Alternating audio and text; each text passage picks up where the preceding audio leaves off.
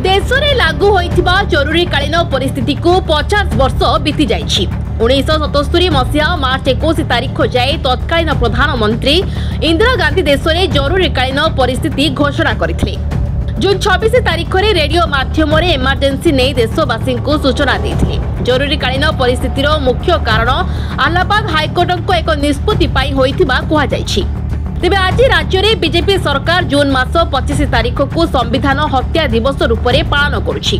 भुवन block अंतर्गत मठकरगला महाविद्यालय अध्यक्ष चित्तरंजन दासଙ୍କ अध्यक्षतार भारतीय सांबादिक महासंघर ओडिशा सभापति पूर्णचंद्र साहू मुख्य वक्ता भाव जोग देथिले।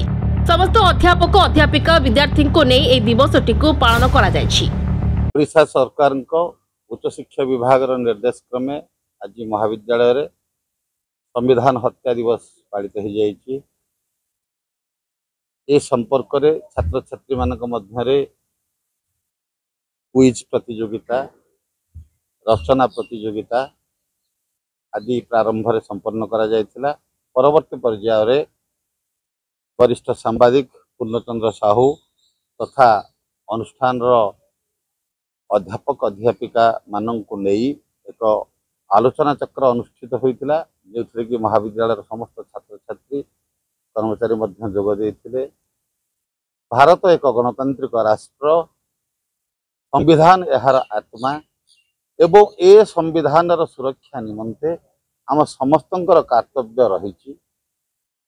1975 मसीहा जातीय जरूरीकालीन परिस्थिति समय देश में जो अचलावस्था सृष्टि होता तार पुनरावृत्ति न घटू एवं ए देशर संविधान गणतंत्र सुरक्षित रहू एवं ए देशर नागरिक माने एप्रति सचेतन रुहंतु, यह ही आज दिवस पालन उद्देश्य। ब्यूरो रिपोर्ट, दुर्नीति लाइव।